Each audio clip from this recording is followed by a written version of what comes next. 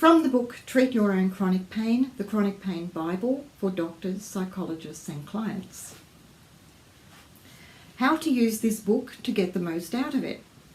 This book is completely different to other books or programs you may have used in your efforts to deal with chronic pain. Right now, you may be feeling quite cynical, especially if you've been through the mill with many other treatments. So rather than merely presenting you with my opinion, I've tried to share citations of quality research so you can see that the claims I make in this book are comprehensively supported by excellent science. These scientific references may also prove very useful if you're working with a psychologist or other health professional to help convince them to support you to use strategies that work instead of what they're currently doing in therapy, where all the common strategies in use for chronic pain fail for the overwhelming majority of people. You're going to get so much more out of this book if you move through it methodically, so naturally I recommend you do exactly that. Here's a roadmap so you can see how this looks. Chapter 2, Things That Don't Work and Why Trusting Your Own Judgment Can Be Your Biggest Mistake.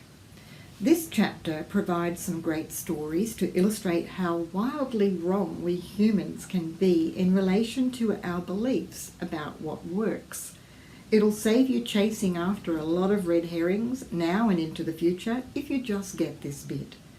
If you don't get this bit, I guarantee you'll waste precious time, money and energy on some of the absolute rubbish that gets promoted on social media by scammers and by well-meaning testimonials that couldn't be more wrong.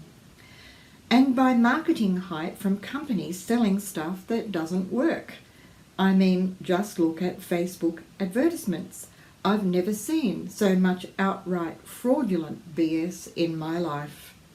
Every single time I go onto Facebook, I find myself reporting at least one, and sometimes several, that are attempting to con people into spending money for snake oil. In this chapter, I go through all the usual and some not so usual treatments you've probably tried or no doubt at least heard of. You're going to be shocked by how hopeless they all are, and you'll finally understand that you're absolutely not alone when it comes to not getting adequate relief.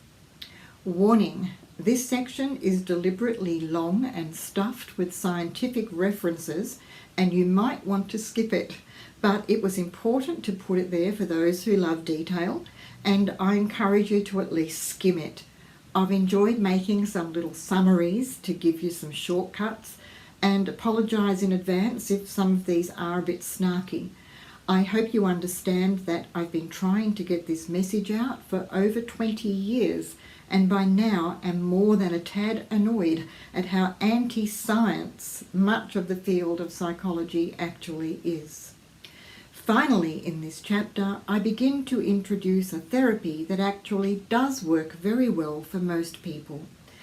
That's a psychophysiological approach called SDR therapy, designed to actually switch off those unwanted chronic pain signals. SDR stands for Sensory Disruption of Reconsolidation and directly eliminates the reconsolidation phase of chronic pain signals. Might sound technical and even a bit unbelievable, but as usual I'll include plain language as well as provide way more scientific evidence than you probably ever want to see in your lifetime. The theory is literally unarguable.